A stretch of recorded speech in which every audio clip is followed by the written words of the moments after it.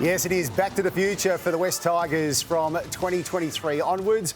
Benji Marshall to eventually become the Tigers coach, that is, after 2 years as assistant under his former coach in Tim Sheens, who I'm pleased to say joins us tonight on 100% Footy. Tim, really appreciate your time tonight. Great to have you on the show. Just looking back to those great picks of 2005, could you have ever envisaged that you and young Benji from back then would be teaming up in this regard so many years down the track? Well, no, really.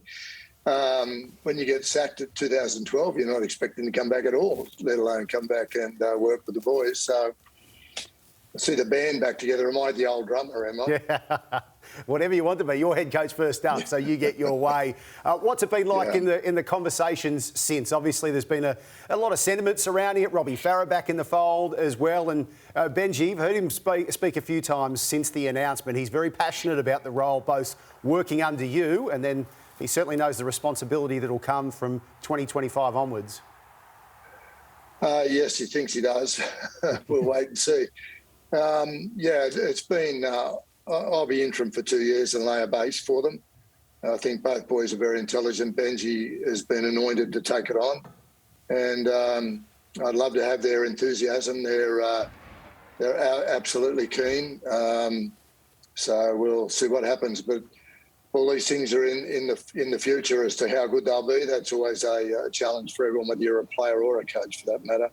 But they've got the skill, they've got the knowledge, and the three of us know each other pretty well. I've brought them up since they were 19. So at the moment, I think we've got a good head start. All right, Tim, let's go back a few eras before that. Mal Meninga, Ricky Stewart, Laurie Daly, Craig Bellamy. People will forget that these players played under you and have come up to have great coaching careers in their own right. What do you see similar to those fellas when you coach them as players that you might see in Benji? I think us football smarts, which is, I think, something you need. And I saw that in Billy when I worked with him in the Australian side, how smart he was. Also the right personality.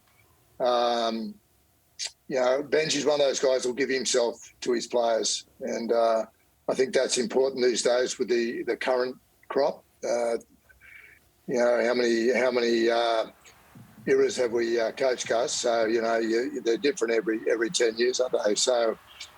To me, he's got the situation now. He's modern enough, if you want, for want of a better way of putting it. The boys know him. The boys love him. I think he'll handle it quite easily. Tim, when we had breakfast together in January, thanks for shouting, by the way, I could see you still had the passion for coaching at the time, but every time you've been asked since, it's been, no, it's not for me, my days are past. What changed over the past week to convince you to take on this job? I don't think I said my days were past, Michael, but I did say that wasn't the role I was here to take. No, it wasn't the ideal optic.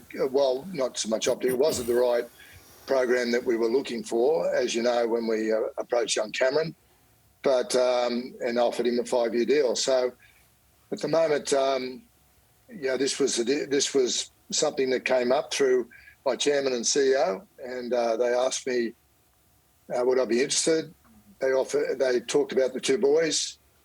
I thought I had reservations straight away. But after interviewing the two boys individually, I was sold on it. I think they've got the enthusiasm. They're prepared to give up lots of things in their life at the moment to do the coaching, which you have to do if you're going to be successful. So I'm looking forward to working with them. I know it's different for me. I'm not looking forward to 5 years down the track, so on and so on.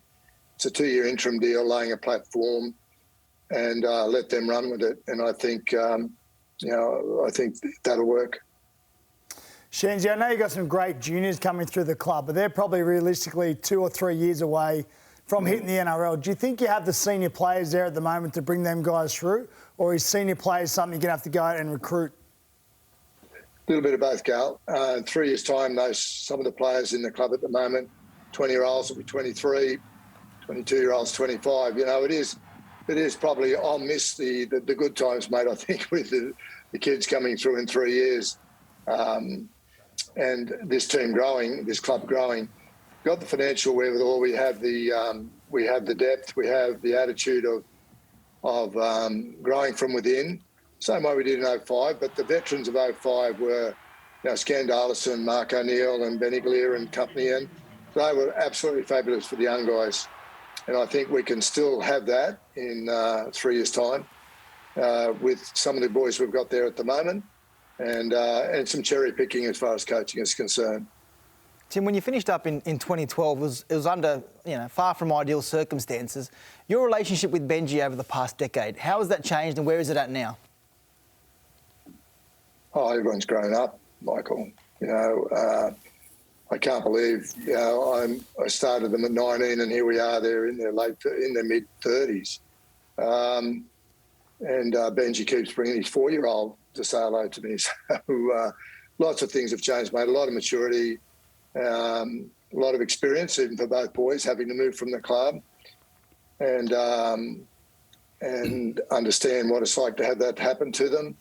But in real terms, they love the club, as do I, and it'll be 100% from all of us. Tim, thanks so much for coming on 100% Footy. All the best with a big few years ahead and in the immediate future. The Cowboys in Townsville on Sunday. Thanks, guys.